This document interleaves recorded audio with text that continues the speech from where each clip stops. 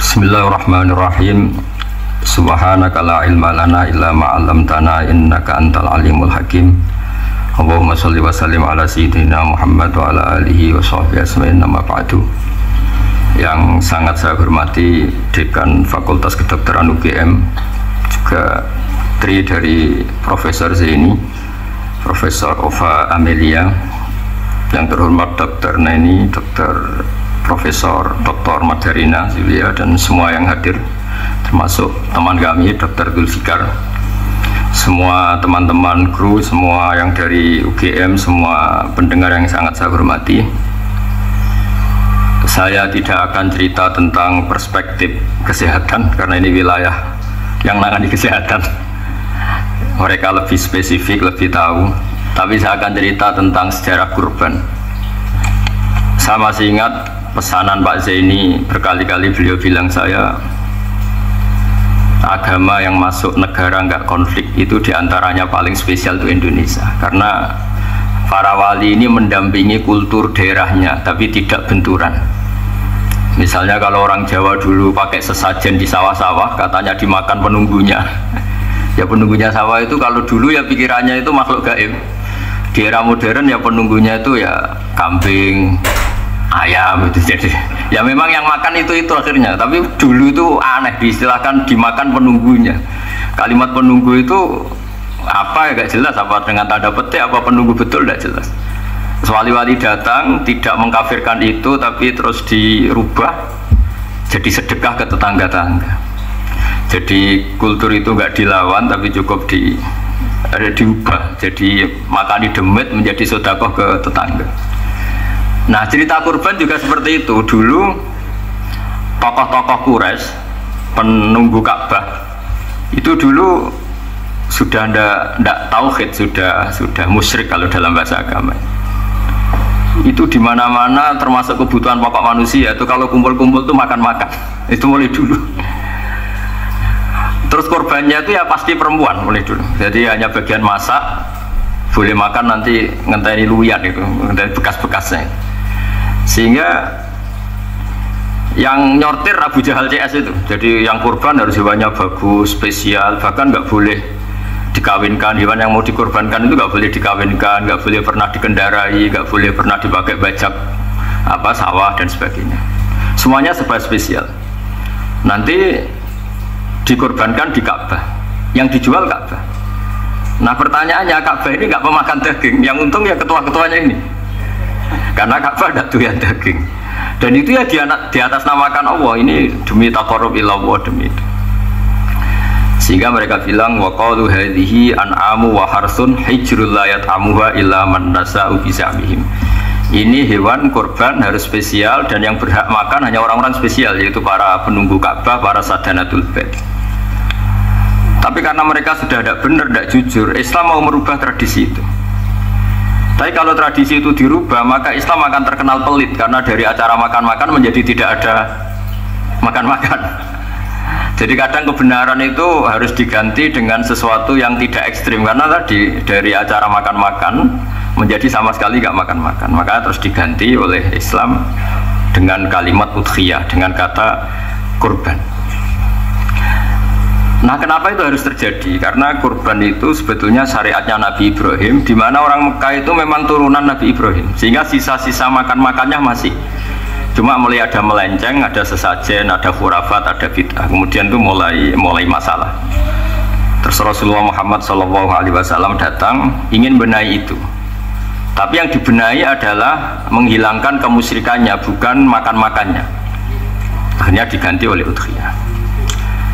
Nah, kenapa ada kurban? Kalau dalam banyak literatur, Nabi Ibrahim alaihissalam itu nabi yang paling, dengan tanda kutip, mengklaim kalau beliau itu orang paling sayang kepada Allah, paling dekat kepada Allah. Nggak ada yang dicintai selain Allah. Beliau memaklumatkan itu baik secara lisan maupun di gemuruh hatinya, di bisikan hatinya, di detak jantungnya, pikirannya seperti itu. Pas itu beliau belum punya putra karena beliau termasuk lambat punya anak. Suatu saat ditakdir punya putra, yaitu Ismail. Pas seneng-senengnya jalan, pas seneng-senengnya punya anak, sama Allah disuruh nyembelih. anak kamu harus kamu sembelih. Ibrahim kaget, kenapa ya Allah? Kamu adalah orang yang sering ngomong bahwa yang paling kamu cintai saya, tapi setelah ada anak kamu kayaknya enggak. Protes Nabi Ibrahim, Pak. Yang benar Gusti, iya harus anak kamu, karena beliau kadung janji, kadung komitmen yang paling dicintai Allah, tidak ada yang lain. Saya akan mencintai engkau ya Allah meskipun harus korbankan anak saya. Sehingga cerita terus disyariatkannya korban itu.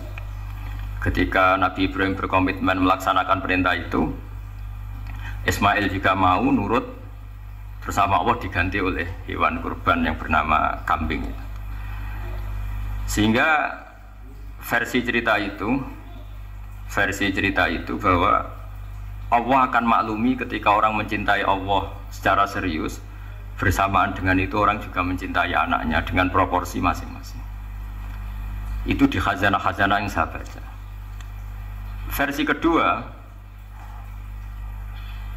tapi ini nanti nggak perlu dipertanyakan, nanti kalau UGM tanya itu versi yang paling baik, yang paling benar gimana, yang tanya juga bid'ah, yang jawab juga bid'ah nanti, karena itu wilayah yang kadung terjadi. Jadi kalau dalam ilmu hadis itu, kalau kadung terjadi, mau kamu unggulkan yang mana, tetap saja yang terjadi hanya satu, mau kelewat. Beda dengan istihad solusi, karena mau terjadi ya kita uji coba, kalau nggak cocok yang A ya cocok alternatif B, alternatif C. Kalau sudah kelewat, mau gimana? Kalau salah ya salah aja kan. Versi kedua begini, semoga versi kedua ini yang benar. Kalau ini benar, keren.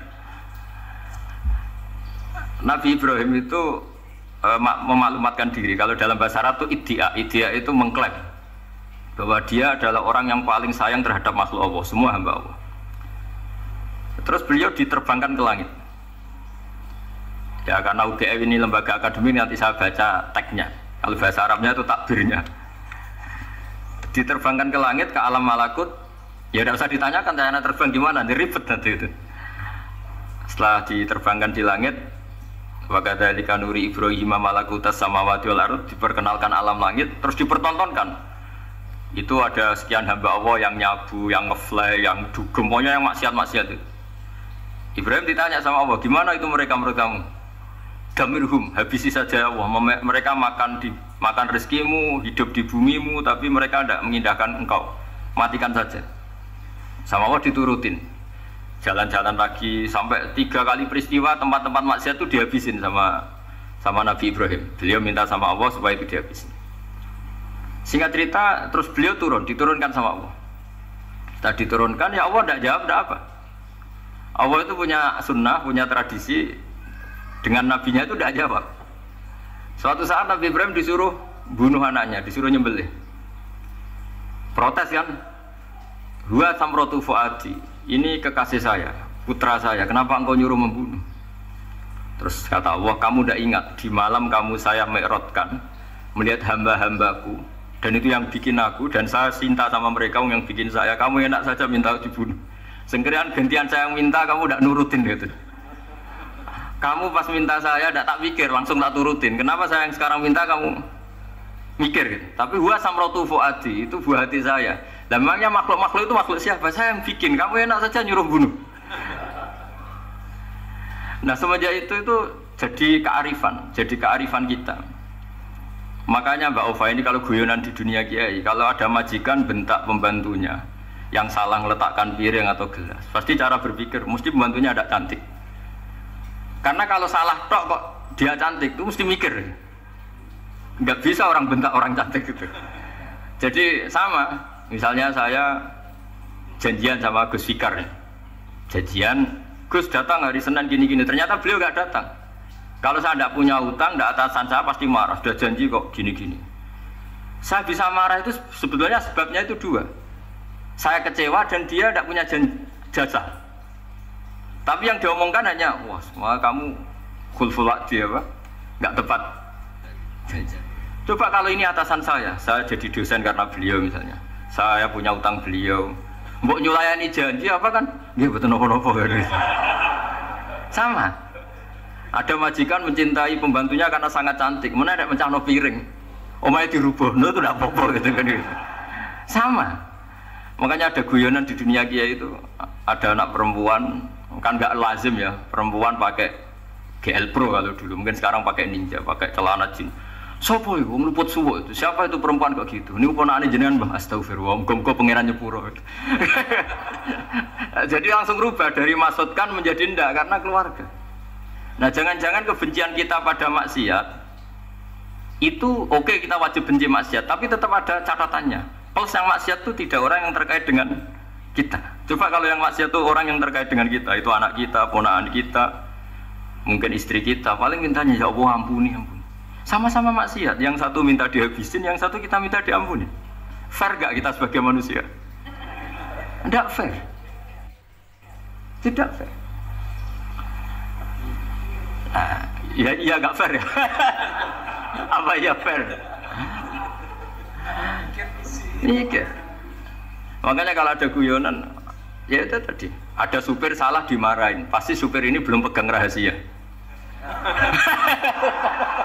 Tapi kalau sudah pegang kartu, si majikannya punya apalah gitu, simpanan gitu, wah ini pegang, berani marah nggak tuh? Nggak, ini dokter kelik nggak ada masalah. Itu pengalaman sekali.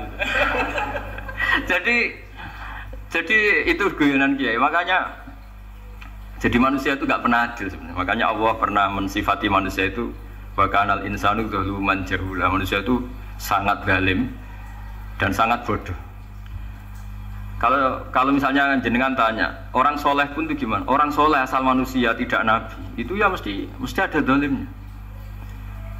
Makanya kalau dalam kitab hikam diterangkan, kitab hikam itu kitab yang olah manusia. Itu menyebut begini, manusia itu siapa? Dijawab, manusia itu mangkanat mahasinuhu masawiyah. Orang yang ketika baik saja salah, apalagi ketika salah. Kita misalnya punya toko laris itu, doanya mustajab, laris, pembelinya banyak, kualitasnya bagus. Pasti ada toko sekeliling yang megap-megap karena orang sekarang ke kamu kan itu. Sama di kampus ya gitu, kalau ada kampus besar yang lain pasti kemahjub, terhalangi karirnya di semua. Sehingga orang supaya terus merasa salah, Rabbana dzulamna anfusana, meskipun kita sedang benar pun. Saya termasuk kiai yang kalau ngelepas haji, mungkin yang haji itu mangkel. Karena saya tidak pernah muji-muji haji, meskipun saya melepas orang haji. Umumnya kiai kalau ada orang haji kan dilepas haji mabrur, tidak ada lain balasan kecuali surga. Saya itu karena pernah kecil, pernah dengerin masyarakat. Itu ngenes ketika si kiai pidato tadi ternyata ngenes. Ngenesnya seakan-akan surga itu hanya milik yang haji. Mana kaya kula sepudi Gus kula ora kelar kaji. Semenjak itu setelah saya jadi kiai ya dendam juga. Akhirnya setelah saya jadi kiai kalau ngaji orang yang haji mabrur balasannya surga, orang yang fakir sabar juga surga, orang yang sering dimarahin istri juga surga. Katanya pokoknya surga lah terus.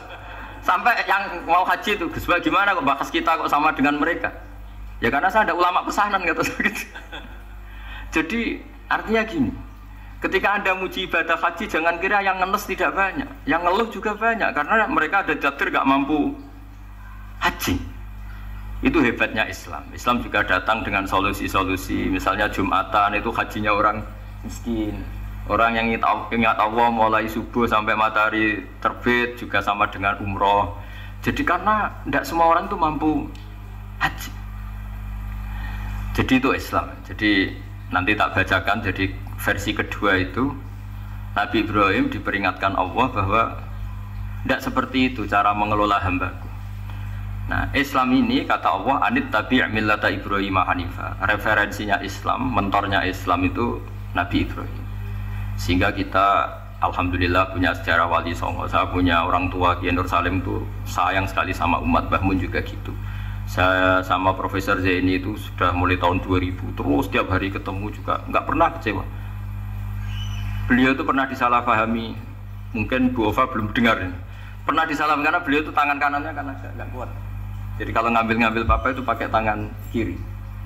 Itu pernah disalahpahami ya, mungkin orang hasud karena tidak mengkonfirmasi langsung mengklaim beliau itu kiai profesor, kalau apa-apa pakai tangan kiri. Kira-kira pertanyaan sunnah rasulnya mana kan gitu. Beliau itu ya hanya corong Jawa itu berambang, agak nangis tapi tidak sampai keluar air mata tapi berambang. Terus beliau bilang gini ke saya, seharusnya gimana Mas Pak? Ya kalau Pak Zaini ingin jadi wali ya tidak usah menjelaskan. Kalau Pak Zaini ingin menjelaskan berarti ingin diakui makhluk. Tapi kalau nggak dijelaskan mereka salah paham terus. Tapi cepat jadi wali karena sudah mulai mengabaikan apa kata mereka. Tapi kalau menjelaskan ya enggak, ya lama jadi walinya. Tapi bagusnya orang nggak salah paham. Pak ini tertawa-tawa. Jadi wali apa enggak?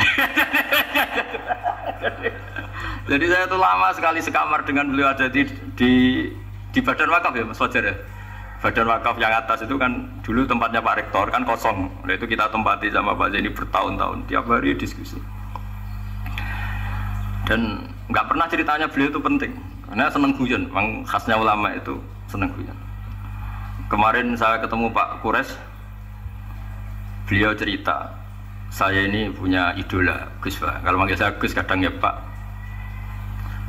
Dulu beliau doktor filsafat, lama-lama jadi Syekhul Azhar. Itu kalau ke kuliah pakai bis, kata Pak Kures pakai bis. Suatu saat di Al Azhar itu kan beda dengan di yang lain ya, agak-agak modern. Si gurunya ini, beliau itu karena banyak yang berdiri, beliau duduk ada perempuan berdiri, terus yang lelakinya berdiri, terus jatah duduknya dikasihkan perempuan. Perempuannya itu pakai pakaian yang agak minim, agak seksi lah, agak minim. Terus si Syekhul Azhar tadi saat itu belum Syekhul Azhar, punya 2 permen. Ini ceritanya Pak Kures punya 2 permen, terus yang satu sudah dibuka, yang satu masih bungkusan, masih ditawarkan. Silakan Mbak, kamu milih yang mana? Milih yang masih itu. Padahal bukanya itu supaya lebih gampang. Ternyata milih yang masih bungkusan. Kenapa Mbak? Ya ini lebih steril karena pakai bungkus. Oh iya. Itu pelajaran itu. Terus Pak Kures nantang saya. Gus Pak punya enggak cerita tandingan? Wah kalau saya kebalikannya Pak. Di kereta itu ada Cina, enggak khitan itu. Ketemu sama kiai kampung. Terus kenapa khitan? Enggak khitan juga sama gini-gini gitu. Terus dikasih pisang, terus dimakan, dikupas dulu. Kok udah langsung aja? Terus kata Pak Kures, nah ternyata sama Pak Zaini sama Pak Kures itu dibalik ke profesorannya. Ceritanya itu ya guyon terus.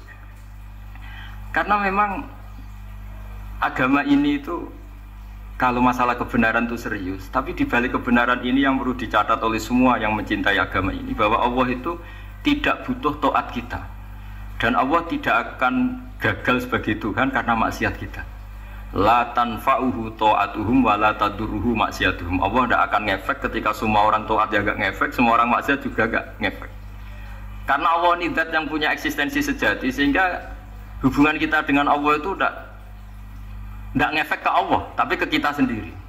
Sehingga mereka lebih rileks karena nggak merasa harus mati-matian bela Allah. Allah tetap Al-Qayyum, zat yang bisa berdiri sendiri. Sehingga di kitab-kitab itu ada bab namanya Mizahun Nabi, guyonan-guyonan Nabi. Itu ada babnya sampai di kitab Ihya, di kitab banyak lah gitu. Masyhur itu suatu saat ada orang sepuh sowan ke Nabi, karena sudah sepuh beliau pamit lah, kira-kira jam segini pamit, ya Rasulullah saya mau pulang karena nanti kemalaman. Karena beliau jalan kaki yang orang sepuh. Kata Nabi, dah tenang saja di sini, nanti pulang kamu udah jalan kaki. La ahmilan naki alab ninakoh, nanti kamu tak naikkan anaknya unta. Pikirannya orang sepuh tadi, namanya anak unta itu ya kecil. Wa ma fa'altu bibni naqo, apa yang bisa saya lakukan dengan anak unta? Sudah, tenang saja. Setelah beliau ngaji lama, ya dikasih unta tua itu. Silakan kamu bawa unta saya ini. Ini kan unta tua, ada anak unta. Ya meskipun tua ya anaknya unta, kata Nabi. Ya tapi cerita saja. Meskipun tua juga anaknya unta. Jadi agama itu rileks. Nabi Ibrahim, kembali lagi ya karena syariat Ibrahim. Nabi Ibrahim itu pernah minta supaya nyawanya itu diperpanjang, karena beliau ya umumnya orang itu kan ingin nyawa panjang, ingin umurnya panjang. Beliau yakin penting nyawa panjang, umur panjang. Allah tidak jawab nggak apa. Suatu saat ada tamu, orangnya itu sepuh sekali.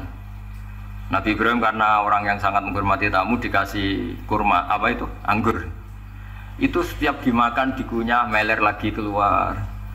Karena sudah sepuh, nggak ada giginya, dikunyah keluar lagi. Itu jawabnya Nabi Ibrahim, ya Allah, masuk lagi ke kamar, sholat lagi, mengcancel doa panjang umur. Katanya Ibrahim, oh jenengan jawab toh gitu. Artinya kalau ingin tua sekali ya nasib kamu kayak itu gitu. Jadi karena beliau tahu itu jawaban terus masuk kamar, oh jawab tuh Gusti jenengan, terus membatalkan doanya. Itu Nabi Ibrahim. Kalau orang sekarang enggak, ndonga ngarani, ya tua ya tetap sehat, tetap wah itu. Itu lebih ribet itu. Iya, jadi karena doa itu kalau nggak diperjelas itu ya repot. Ini cerita supaya kita berislam itu ceria. Saya Mbah Mun itu meskipun kiai top, senengannya dia guyon bapak saya. Tapi guyon itu ada yang wajib. Saya dulu itu janggal. Ini cerita ya, mungkin kalau di kampus-kampus umum agak asing, tapi ini cerita. Nuduh zina itu dosanya besar sekali. Saya ulang lagi, nuduh orang lain zina itu dosanya besar sekali. Disebut bab qadzaf. Saya pernah menjumpai 3 kiai besar Bu Wafa, 3 kiai besar. Kiai top semua. Di majelis itu ada gosip bahwa si A itu punya selingkuhan sama Sri itu misalnya, atau dengan siapa lah, dengan perempuan. Itu kalau di Arab itu senangannya pakai Salma, Laila Majnun Salma. Kalau di Jawa itu kasihan korbannya itu. Ya, tapi itu contoh saja.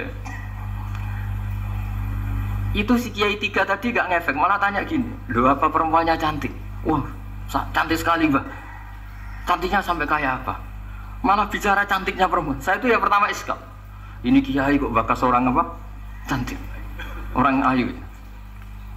Setelah majelis itu bubar, yang penggosip tadi ya yang gosip ini gak Kiai, yang pembisiknya ada Kiai, yang gosip ini gak Kiai. Cuma Kiai 3 ini posisi mendengar.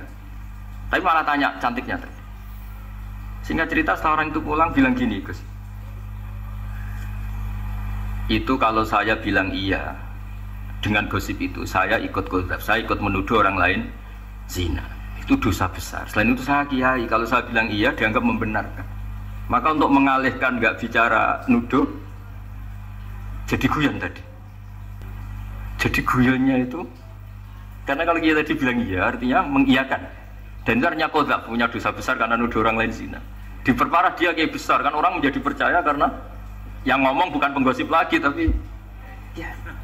Maka dialihkan tadi, loh ayo nucung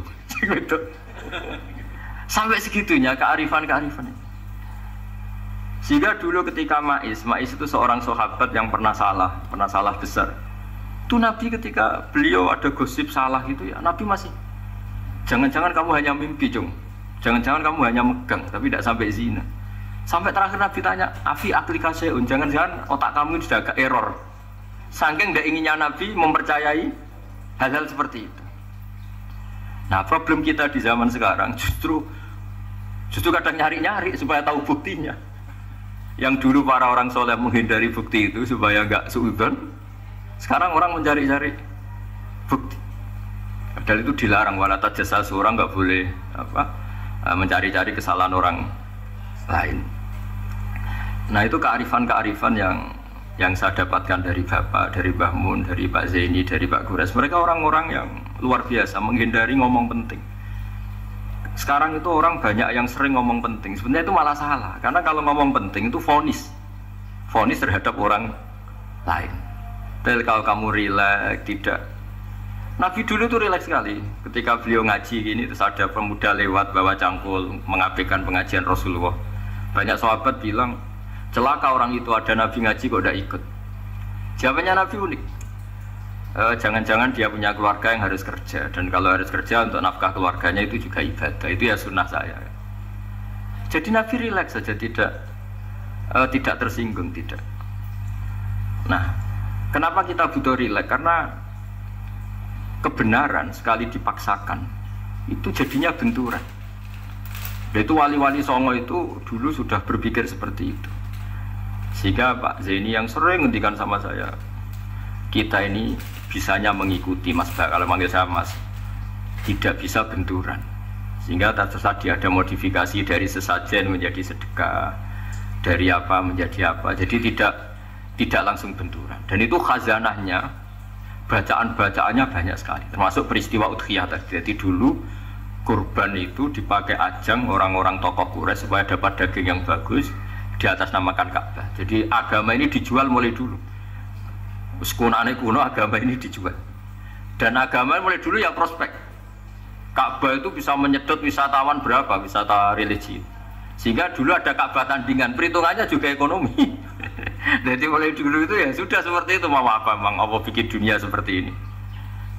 Jadi dulu, mulai dulu agama itu ya sampai orang Yahudi gak mau iman sama Nabi ya pikirannya sederhana, kalau saya tokoh banyak yang sowan, banyak yang ngasih-ngasih. Kalau saya ikut Muhammad, saya anak buah, yang ngasih saya siapa? Jadi perhitungannya juga ekonomi. Jadi ketika Abraham mau bikin Ka'bah tandingan, itu perhitungannya juga ekonomi. Jadi ribet kan memang kalau manusia itu sudah ribet. Tapi Islam ini datang bukan untuk itu, tapi memaklumi itu. Itu hebatnya Nabi Ibrahim. Ketika beliau berdoa, ya Allah, keluarga kami saya tempatkan di Mekah. Rabbana liyuqimus sholata faj'al af'idatam minan nasi tahwi ilaihim warzuqhum minas samarat. Cuma menurut Islam dibalik, ya Allah, kita ini ingin anak-anak kami ini bersujud kepada Engkau, ingin anak-anak kami ini melakukan sholat. Tapi mereka ini manusia yang untuk ketahanan hidupnya butuh makan, butuh rizki, butuh ekonomi. Maka tolong ekonominya dijaga ya Allah. Jadi dibalik, demi sholat menjaga ekonomi. Jangan dengan demi ekonomi meninggalkan sholat. Jadi dibalik, jadi demi sholat menjaga ekonomi. Juga termasuk menjaga politik. Andaikan tidak ada orang Islam yang cakap politik, terutama yang soleh-soleh, kemudian negara bikin aturan ala mereka, sholat dianggap larangan, pengajian dianggap larangan, juga repot. Makanya mulai dulu kiai-kiai itu ya politik, karena nggak ingin negara ini diatur oleh orang yang anti sholat, anti agama. Karena kalau negara terserah yang sedang jabat, kemudian yang jabat tidak soleh, bisa nganggap maksiat-maksiat tidak ilegal, yang pengajian justru ilegal. Nah, di sini kenapa banyak orang-orang soleh dulu ya rata-rata ya berpolitik, mulai sebelum kemerdekaan sampai setelah kemerdekaan. Jadi itu ada filosofinya.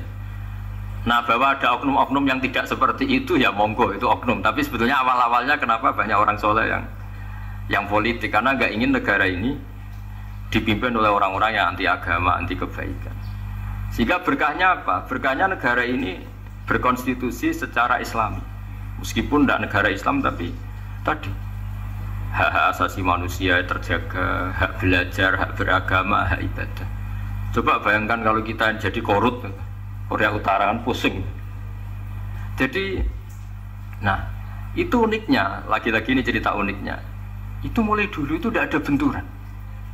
Ketika ada Masumi, ada Partai NU, ada macam-macam. Muhammadiyah datang di Jogja itu Mbah Ahmad Dahlan itu teman dekatnya Mbah Hasyim. Saya tahu banyak tentang, namanya dulu Darwis. Itu dulu ngajinya sama pernah buyut-buyut Qiyami di sini. Dulu ngaji Mbah Soleh Darat, Mbah Ahmad Dahlan sama siapa itu Mbah Hasyim. Ketika di Mekah yang Mbah Ahmad Dahlan ngaji Syekh Khotib Minangkabau itu ya sama Mbah Hasyim. Nah kebetulan Mbah Ahmad Dahlan hidup di Jogja yang zaman itu sudah khurafatnya kayak apa, karena ada sistem agama yang sangat, menurut beliau sangat jauh dari Islam yang murni. Terus beliau revolusinya seperti itu. Yang Mbah Hasyim nempat di Jombang. Nah itu kan murni ilmu sosial, murni muqtadul hal. Terus beliau punya metode yang berbeda, tapi nggak masalah, mulai dulu nggak masalah. Kemudian jadi kalau yang kadang-kadang memasalahkan tuh ya memang yang nggak tahu masalah. Sebenarnya dulu itu ya biasa aja, karena ya itu urusan metode, urusan. Saya teruskan masalah udhiyah. Jadi yang diceritakan Nabi Ibrahim tadi, bahwa benci seseorang kita atas namakan maksiat itu tidak segampang itu, karena jangan-jangan kebetulan yang maksiat itu keluarga kita. Apakah kita punya kebencian yang sama saat yang maksiat itu keluarga kita, atasan kita, teman kita? Ya kayak tadi, kalau saya corong Jawa dibelanjani janji, ada orang janji sama saya nggak tepat waktu, saya bisa marah, itu pasti sebabnya jelas. Itu bawaan saya nggak berjasa sama saya. Kalau kata dokter Kelik nggak cantik ya. Tapi kalau itu orang yang misalnya rektornya bilang, maaf ya saya tidak bisa datang hari ini, tidak apa-apa. Pasti manut itu. Atau yang nyelain janji kiai itu, cuma harus diteko itu. Ini betul nopo-nopo. Gayanya aja kita marah karena full waktu ya, ingkar Ingkar janji. Sama. Intinya Nabi Ibrahim itu, coba kalau yang maksiat itu anak kamu berharap saya ngasih tobat kan? Bukan langsung tak habisin kan? Intinya Allah ingin bilang ke Nabi Ibrahim, andai kan yang maksiat itu anak kamu, ingin saya menghabisi apa tak kasih tobat? Ya kasih tobat ya. Ya seperti itu saya yang bikin. Maka di Al Azhar sana, kalau cerita orang-orang alim itu masyhur, ada tempat maksiat mau dihabisin sama orang-orang yang sangat keras. Ketemu Syekh Mutawalli Sa'rawi, ditanya, andai kan mereka mati saat maksiat, itu mereka ke surga apa ke neraka? Ya ke neraka. Terus ditanya sama Syekh Mutawalli, kalau mereka ke neraka, akan adzalika muradan Nabi? Apa seperti itu yang digandaki Nabi, umatnya mati terus masuk neraka karena belum tobat? Tidak, Nabi inginnya mereka tobat dulu. Ya sudah, jangan dihabisin, kamu berproses ikut mentobatkan mereka. Kebetulan ini mau mendengar. Jadi kita lunak, kita baik itu ya semuanya ingin la'allahum yarji'un, semoga mereka kembali, mereka tobat. Bukan lunak dengan arti mengakui maksiat itu satu kebaikan, itu yang bahaya. Kalau lunak sampai mengakui itu maksiat itu kebaikan, itu bahaya sekali. Tapi kita lunak karena kita ingin berproses untuk bertobat.